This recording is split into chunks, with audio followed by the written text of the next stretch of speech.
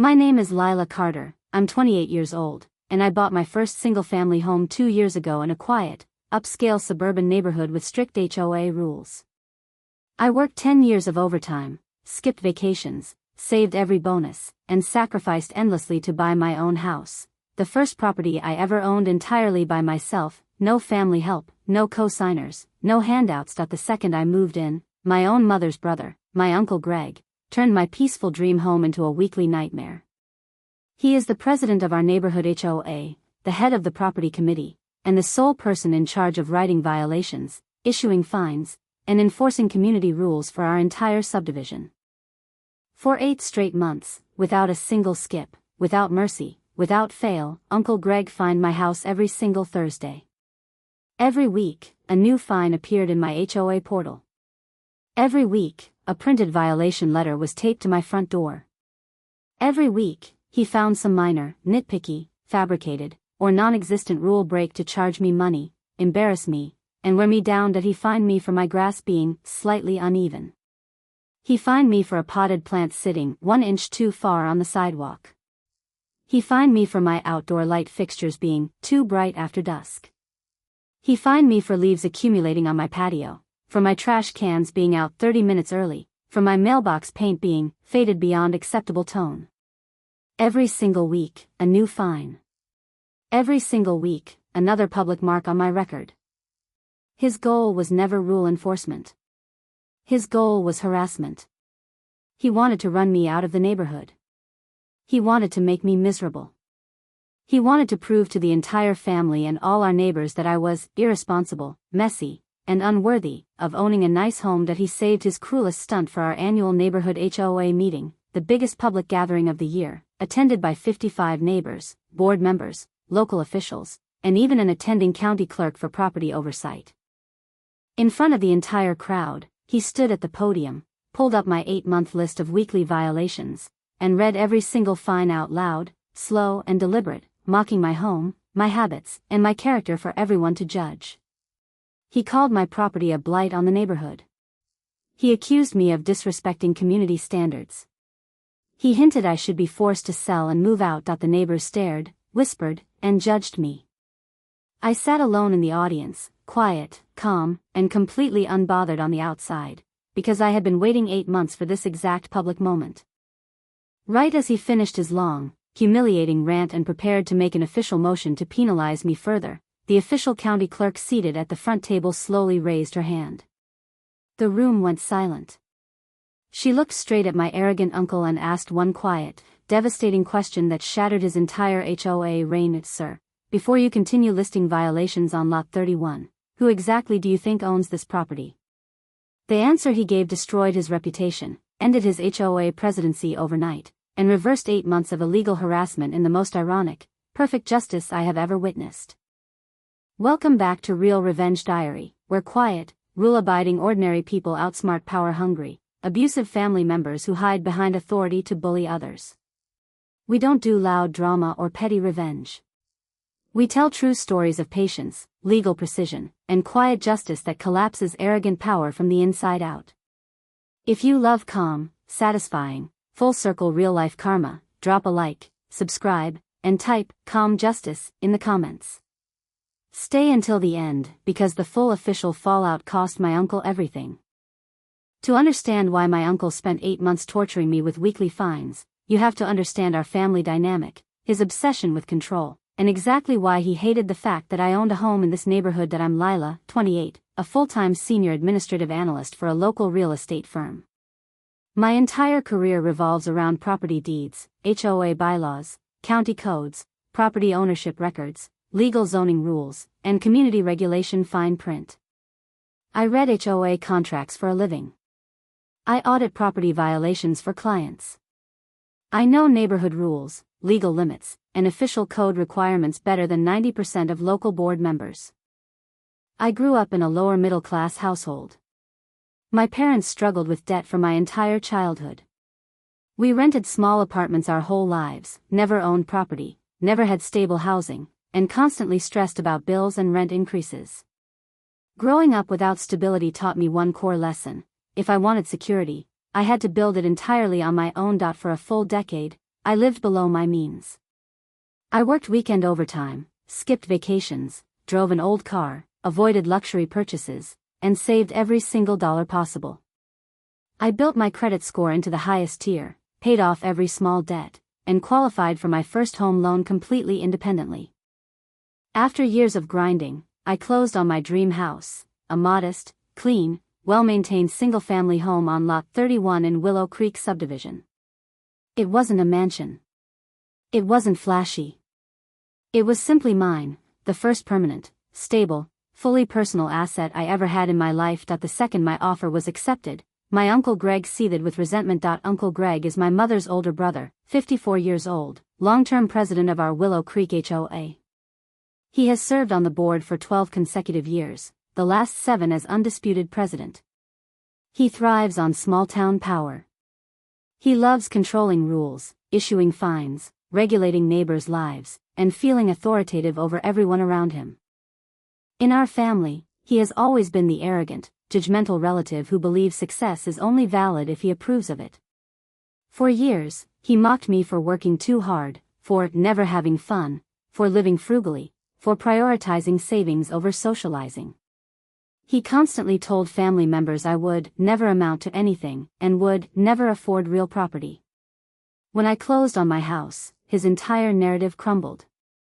The quiet, frugal, unambitious niece he mocked for years had purchased a home in one of the nicest subdivisions in our county, all on her own.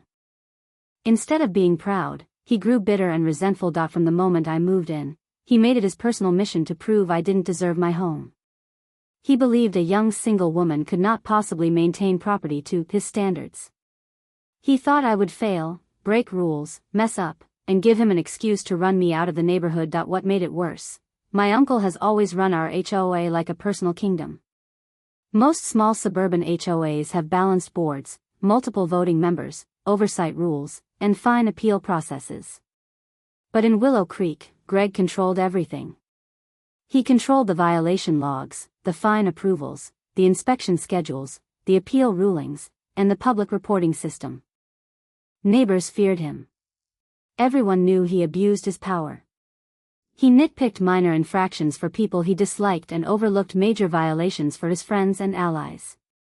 He played favorites openly, used fines as punishment, and used public violation readings as social humiliation. I knew all of this before moving in. But I also knew I was a clean, careful, rule-abiding homeowner. I maintained my lawn perfectly, kept my exterior spotless, followed every lighting rule, trash rule, landscaping rule, and community guideline exactly as written. I followed every rule. But my uncle didn't care about actual rules. He cared about power and punishment. The second my moving truck left the street, his weekly harassment campaign began. Every single Thursday, without fail, for 8 months straight, I received a new HOA fine from my uncle. No other neighbor in the entire subdivision received weekly fines. No other household was inspected every 7 days. No one else faced constant, repetitive scrutiny. Only me. The first month, the fines were minor, petty, and borderline ridiculous. Week 1, $50 fine for minor grass height inconsistency. My lawn was perfectly within the 3.5-inch legal limit, but my uncle claimed one small section was slightly uneven in texture. Week 2, $75 fine for potted plant encroachment. I had 2 small flower pots sitting 1 inch over the patio line, a violation no other neighbor had ever been fined for. Week 3, $50 fine for exterior lighting brightness after 10 p.m. My standard porch light, which every house on the street used, was deemed too luminous by Greg's personal judgment. Week 4, $100 fine for unmanaged leaf debris accumulation. 10 dry autumn leaves had blown onto my patio overnight, and I was fined before I could sweep them. Month after month, the pattern repeated. Every Thursday morning, a new violation posted to my account. Every Thursday afternoon, a printed letter was taped prominently to my front door so every passing neighbor could see I'd been fined again. As the months passed, the fines grew more absurd, more targeted, more blatantly fabricated. He fined me for my mailbox paint being faded by 5%. He fined me for my outdoor welcome mat being too dark in tone and visually inconsistent with neighborhood decor. He fined me for my garden stakes being slightly visible above soil level. He even fined me once for excessive bird activity near the feeder, claiming it attracted debris to my yard. It was never about rules. It was about punishment at every family gathering. He would smirk and comment on my long list of violations. He'd tell relatives I was struggling to maintain my home, that I was a messy homeowner, that I was letting my property decline, that I didn't belong in our nice community. Multiple neighbors pulled me aside privately to apologize. They told me they saw what he was doing. They knew he was targeting me unfairly. They admitted he never enforced these rules on anyone else. But no one dared speak up. Everyone feared his HOA power, feared being targeted next, feared public humiliation. People constantly asked me why I didn't fight back earlier, why I didn't report him, why I stayed quiet for 8 entire months. The answer is simple and strategic. As a property document specialist, I knew that beating an abusive HOA president required proof, patience, and official, documented public exposure. A random complaint would get brushed aside. A private argument would be dismissed as family drama. I needed him to fully commit to his abuse, to escalate publicly, to humiliate me in front of official witnesses, so his own actions would destroy him legally and professionally. So I let him fine me. I paid every single fine on time. I never missed a payment. I never argued privately. I never gave him a small excuse to dismiss my case. I documented everything. I photographed my perfect yard every week. I saved every violation letter. I logged every fine timestamp. I recorded every inconsistent rule enforcement on neighboring homes. I built a complete, ironclad case while he spent 8 months celebrating his power over me. He thought he was breaking me. In reality, he was building my perfect winning case. Would you have stayed quiet and documented proof for 8 months, or fought back immediately? Patience wins, or fight fast, in the comments. Our annual HOA general meeting is the most official event of the neighborhood year. All board members report yearly updates, present violation summaries, announce budget changes, and address community concerns. The meeting is open to all residents, local city officials, and county property oversight staff. This year, a certified county property clerk was officially present to audit HOA rule compliance, verify property records, and observe board conduct, a detail my uncle completely ignored in his arrogance. 55 neighbors packed the community center room. Every chair was filled. People stood along the walls. The atmosphere was calm, routine, procedural, until my uncle took the podium for violation reports. He skipped over every other household's minor infractions. He glossed over actual major violations on his friends' properties, overgrown yards, unapproved deck builds, broken exterior fixtures, trash accumulation. He ignored all of them. Instead, he pulled out a thick stack of papers labeled Lila Carter, Lot 31, Cumulative Violations. For 7 full minutes, he read every single weekly fine out loud, one by one, in front of the entire crowd. He listed the leaf fine, the plant fine, the light fine, the mailbox fine, the bird feeder fine, every petty, ridiculous penalty he'd charged me over 8 months. He exaggerated every minor detail. He mocked my home maintenance. He implied I was a lazy, irresponsible homeowner dragging down neighborhood property values. He turned to the crowd and spoke in a loud, authoritative voice. This property has consistent, repeated, unresolved violations week after week. This homeowner refuses to meet community standards. I will be bringing a formal motion today to issue maximum penalty fines, place a permanent violation flag on Lot 31, and begin proceedings to force compliance or mandatory sale review. The crowd murmured. Neighbors looked at me with pity, judgment, and confusion. They'd watched me maintain my yard perfectly for 8 months. They knew this was unfair. But no one dared interrupt his official board report. I sat in the front row, hands folded in my lap, completely calm. I had my entire folder of proof beside me. I had county code books, photo logs, comparison photos of neighboring homes, payment receipts, and legal bylaw printouts. I was ready.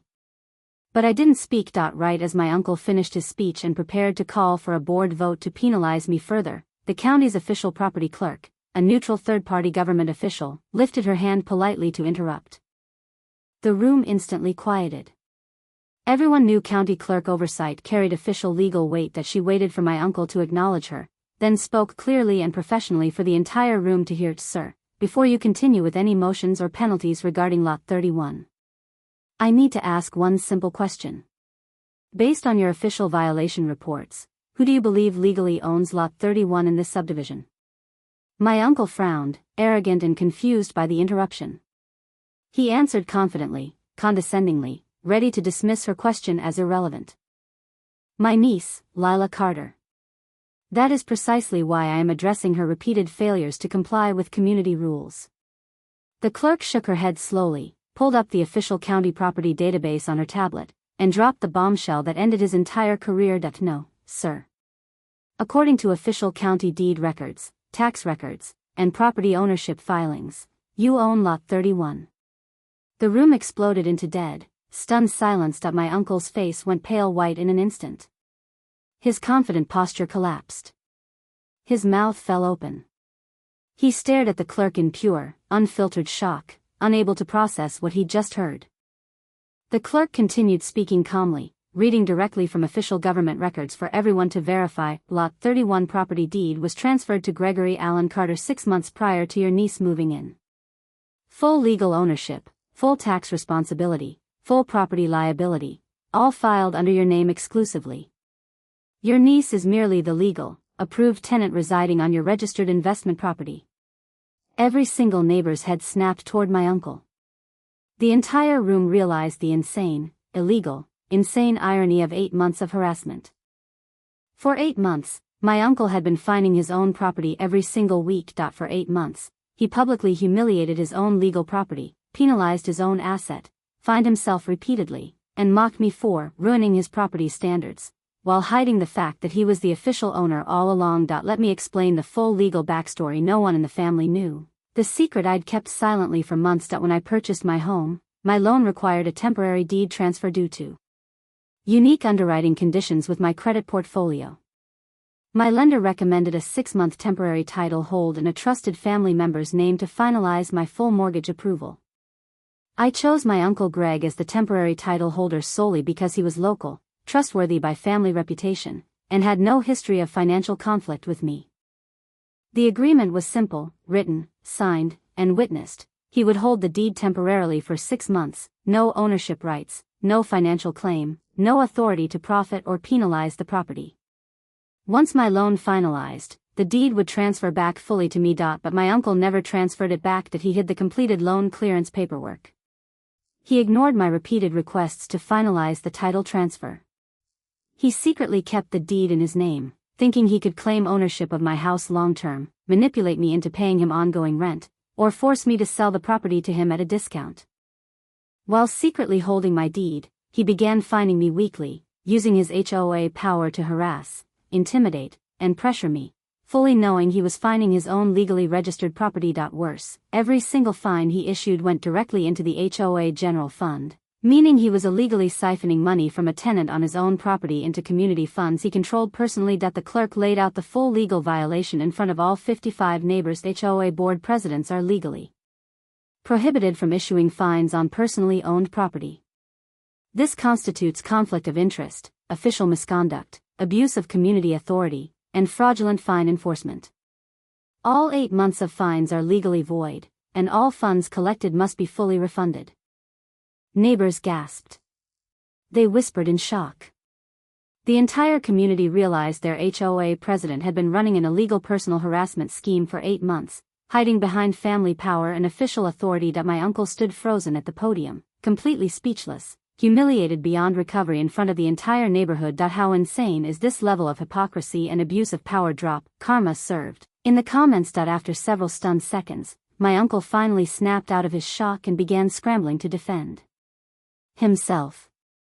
He stumbled over his words, red-faced and sweating, trying to twist the situation into a misunderstanding. This is a paperwork error.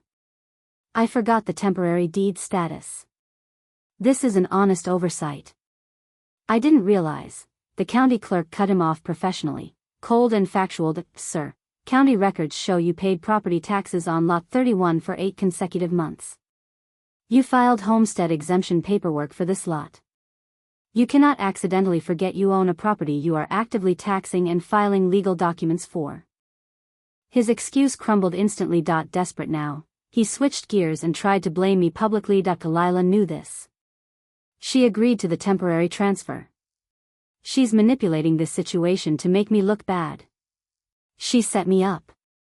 For the first time all night, I stood up and spoke, clear, calm, and unshakable, in front of the entire room. Guy repeatedly texted, called, and emailed you for 6 months to finalize the deed transfer. I have dated proof of every request. You ignored every message. You hid the deed status from me. You never informed me I was living on your legally registered property. Instead, you used your HOA authority to fine me weekly, harass me publicly, and attempt to force me out of my own home. I pulled out my phone and displayed my year-long message history on the meeting projector for everyone to see. Every single request, every ignored reminder, every unanswered follow-up appeared on screen, dated and time-stamped. The room turned completely against him. Neighbors who'd feared him for years finally spoke up.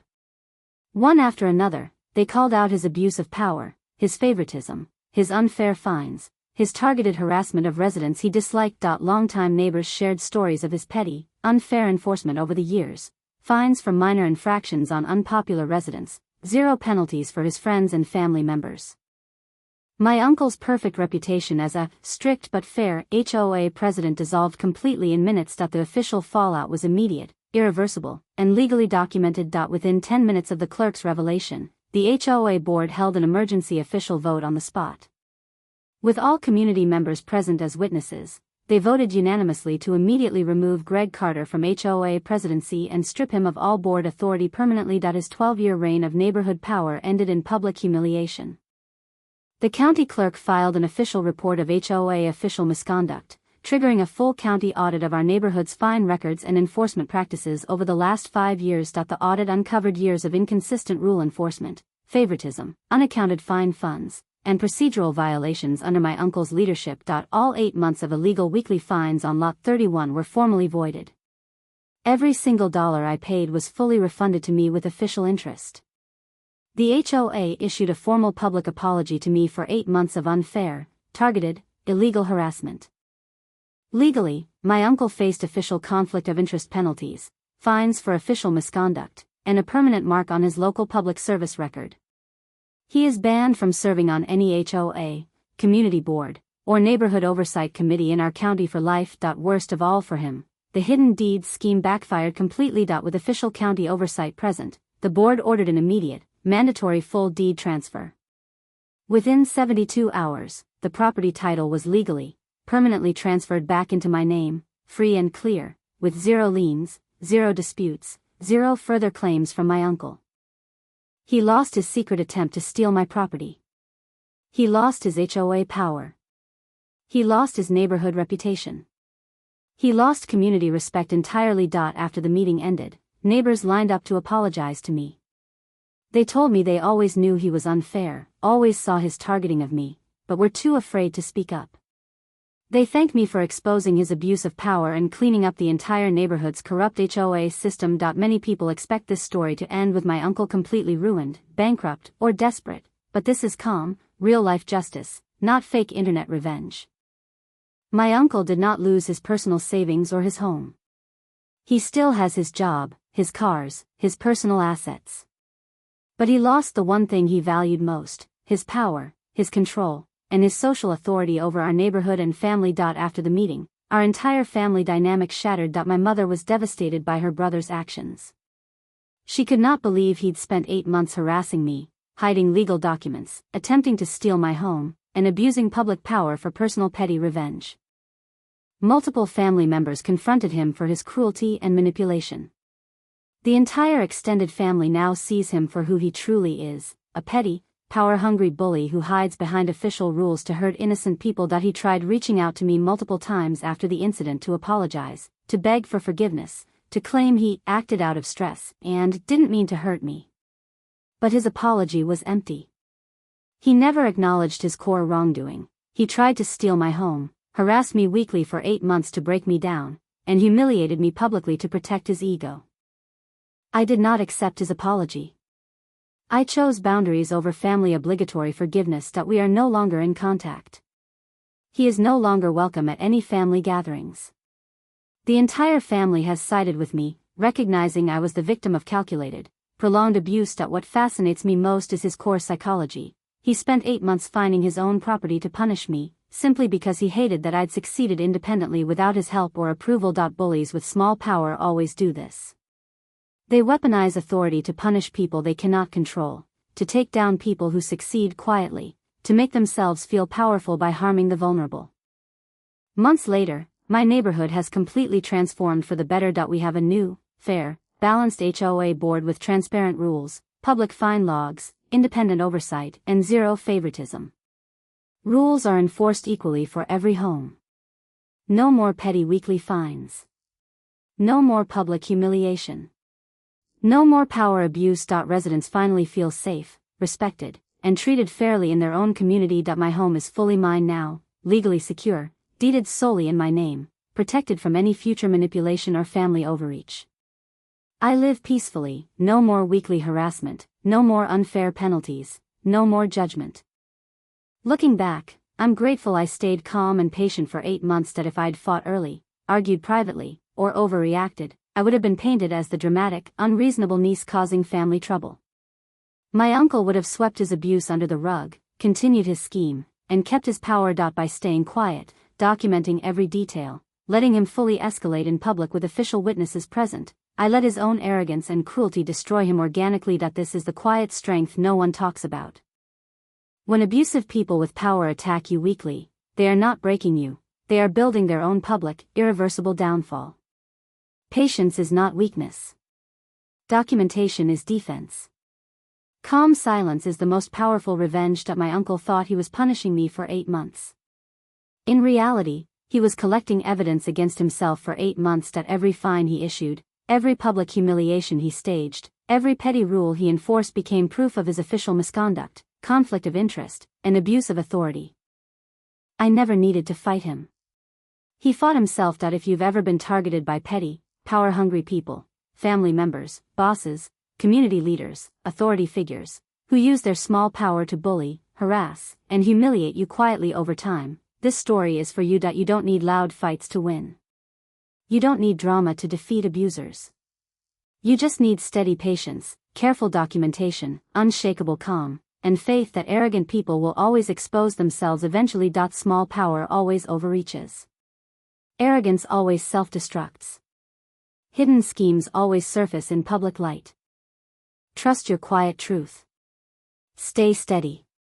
Stay documented. Let them keep digging their own hole. Drop a calm strength wins in the comments if this story gave you hope against unfair authority and family bullying. Subscribe for more true calm drama stories where quiet, hardworking ordinary people outsmart arrogant abusers and win fair, clean, real-life justice without chaos or cruelty. Thank you for listening to my full 60-minute true story. I'll see you in the next one.